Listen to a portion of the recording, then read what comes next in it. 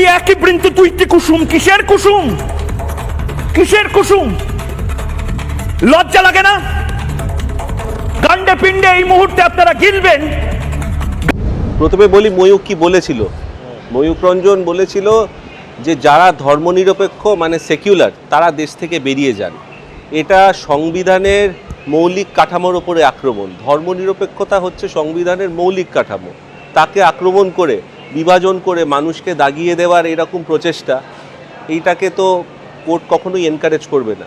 সুতরাং আমরা একটা রিট পিটিশন করেছিলাম, সুজয় মণ্ডল রিট পিটিশন করেছিল। রিট পিটিশন করাতে কোর্ট বলেছে যে পুরোটার ট্রান্সক্রিপ্ট চাইছে, দিয়ে তারপরে শুনানি করে আমরা চেয়েছিলাম যে ওই চ্যানেলের ওপরে একটা গ্যাগ অর্ডার পাস করা হোক। গ্যাগ অর্ডার বলতে যে চ্যানেল যাতে এই ধরনের কোনো মন্তব্য আর না করতে পারে, কোর্ট যাতে একটা ডিরেকশন দেয় চ্যানেল যাতে এই ধরনের কোনো মন্তব্য না করে বা এই ধরনের মন্তব্যকে প্রশ্রয় না দেয়। তো কোর্ট সেখান থেকে একটা এফিডেভিট চেয়েছে আমাদের কাছে, পুরো বক্তব্যের ট্রান্সক্রিপশন চেয়েছে, সামনের সপ্তাহে মামলাটাকে রেখেছে। এখানে মূল বক্তব্যটা হচ্ছে যে এইভাবে যে মানুষকে দাগিয়ে দেওয়া, আজকাল দেখবেন কথায় কথায় বলে দেওয়া হয় সেকু মাকু, যে এইভাবে মানুষকে দাগিয়ে দিয়ে বলা যে সেকুলার, যে ধর্মনিরপেক্ষ তাদেরকে গোষ্ঠীবদ্ধভাবে দেশ থেকে বার করে দেওয়া হোক, মেরে দেওয়া হোক, এটা তো অসাংবিধানিক। সবাইকে একটু একটু করে বলবেন না না, ওমার বলুক, ও ছিল। স্যার আপনি জানেন ওমার বলুক। স্যার উনি আমাদের কবি নজরুলের একটি কবিতাকেও ব্যঙ্গ করেছেন, এই প্রসঙ্গে কি বলবেন? এটা তো ওদের কালচার, ওরা তো এখন হিন্দুত্ব ওতে বিশ্বাসী, ওরা তো সব কিছুকেই অ্যাটাক করবে। এগুলো যে ভোটের রাজনীতি, ভোটে কিছু আর এই ধরনের মিডিয়া হাউসেস যারা একটা পার্টিকুলার দলকে সাপোর্ট করে কথা বলে, দলের আইডিওলজিকে প্রোপাগান্ডা করে, ওদের মন্তব্য নিয়ে বিশেষ মাথা ঘামানো উচিত না। তবে যাই হোক, উস্কানিমূলক ওদের প্রস্তাব, সেগুলোকে কোর্ট বিচার করছে। সংবাদ মাধ্যমকে গণতন্ত্রের চতুর্থ স্তম্ভ বলা হয়, যেটা বিল্ডিং করতে গেলে 4 কোণে 4টে খুঁটি লাগে, ঠিক গণতন্ত্রের যে বিল্ডিংটা আছে সেই বিল্ডিংয়ে একটা খুঁটি সংবাদ মাধ্যম। এটা তো সংবাদ মাধ্যম যে গণতন্ত্রের চতুর্থ স্তম্ভ, এটা তো কোনো সংবিধানে লেখা নেই। কিন্তু যেহেতু এটা মানুষের কথা বলে, মানুষ এইগুলো মানে সংবাদ মাধ্যমকে সবসময় ফলো করে, ফলে সংবাদ মাধ্যমকে ব্যবহার করে কোনো পার্টিকুলার শ্রেণী একটা নির্দিষ্ট জনজাতিকে মানে টার্গেট করে বলা হচ্ছে যে তোমরা যদি সংবিধান না মানো দেশ থেকে বেরিয়ে যাও। এটা অবশ্যই সংবিধান বহির্ভূত এবং এটা ক্রিমিনাল অফেন্স, যার জন্যে তার শাস্তি হওয়া প্রয়োজন। এফআইআর হয়েছে, এফআইআরের রেসপেক্টে যা আজকে কোর্টের যা অবজারভেশন ছিল সেই ভিত্তিতে পুরো ট্রান্সক্রিপশান, মানে যে উনি যে কিসের কুসুম গান্ডে ফিন্ডে খাচ্ছেন, আপনারা সংবিধান থেকে সেকুলার কথাটা তুলে দেওয়া উচিত।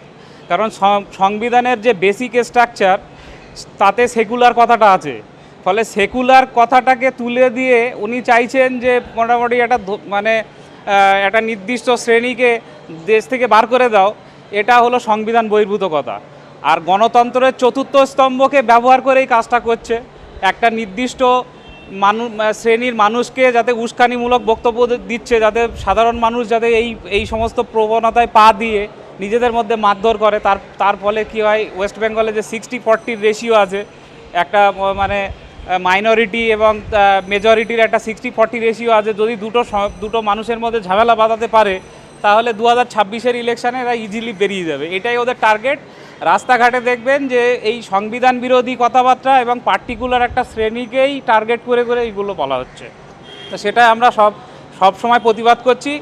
আমরা চাইছি যে এই সমস্ত ঘটনা যখন ঘটছে তখন তারা প্রতিবাদ করুক এবং তারা কোর্টের দ্বারস্থ হোক এবং কোর্ট তার সঠিক বিচার করবে, তার বিরুদ্ধে যা তদন্ত হওয়া, তার বিরুদ্ধে যা এফআইআর নেওয়া সেগুলো করবে।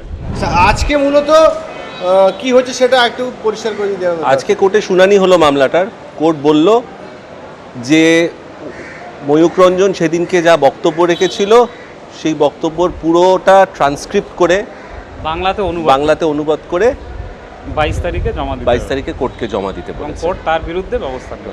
একজন বিশিষ্ট ব্যক্তি বলেছিলেন যে 300 জঙ্গির থেকে একজন মিথ্যাবাদী সাংবাদিক দাঙ্গা লাগানোর পক্ষে যথেষ্ট। এরা তো সাংবাদিক নয়, এরা তো দাঙ্গাকারী লোকজন। এরা সাংবাদিক নাকি? ওখানে সাংবাদিকতা কোথায় আছে? যখনই পেহেলগামে যুদ্ধ হচ্ছিল তখন আজে বাজে খবর দিয়ে কোথায় ভারত পতাকা ইয়ে করে ফেলেছে এই ধরনের মন্তব্য করছিল। ওদের কোনো ক্রেডিবিলিটি আছে নাকি? এরা সংস্কৃতি যাবে না।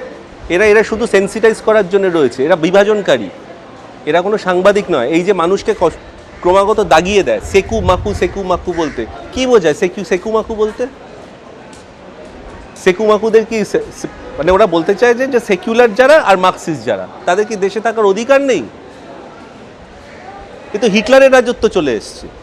সংবাদ মাধ্যমের কাজ দেশে যেগুলো ঘটে সেগুলোকে মানুষের কাছে তুলে ধরা, সেটা তাদের কাজ। সেটাকে নিয়ে তারা দেখতে পাচ্ছি সংবাদ মাধ্যম বর্তমানে একটা সম্প্রদায়ের সঙ্গে আরেকটা সম্প্রদায়ের বিভাজন তৈরি করছে। হ্যাঁ, হ্যাঁ, এই যে সংবাদ মাধ্যম বর্তমান সমাজে কতটা ক্ষতিকর? তাহলে আমাদের তো ক্ষতিকর, তো কতটা ক্ষতিকারক তো আমরা বুঝতে পারছি। সংবাদ মাধ্যমের যারা এইগুলো ছোট ছোট করে রিল করে সোশ্যাল মিডিয়াতে ঘোরে, মানুষ এগুলোতে প্রভাবিত হয়, এই উস্কানিমূলক মন্তব্যগুলোতে, এগুলোতে বিভাজন তৈরি হয়। ওই আগে তো ছিল না এগুলো, আগে তো এই ধরনের সাংবাদিকতা ছিল না। 15-20 বছর আগে তো এই ধরনের সাংবাদিকতা ছিল না, এগুলো তো নতুন উঠেছে।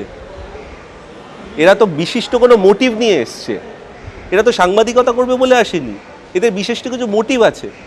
একটু মানুষ যদি ভাবনা চিন্তা করে, একটু চিন্তাশীল মানুষ যে হবে, যে একটু যে ভাবনা চিন্তা করে, একটু পড়াশোনা করে, তারা একটু পড়লেই একটু দেখলেই বুঝতে পারবে যে তাদের কি উদ্দেশ্য।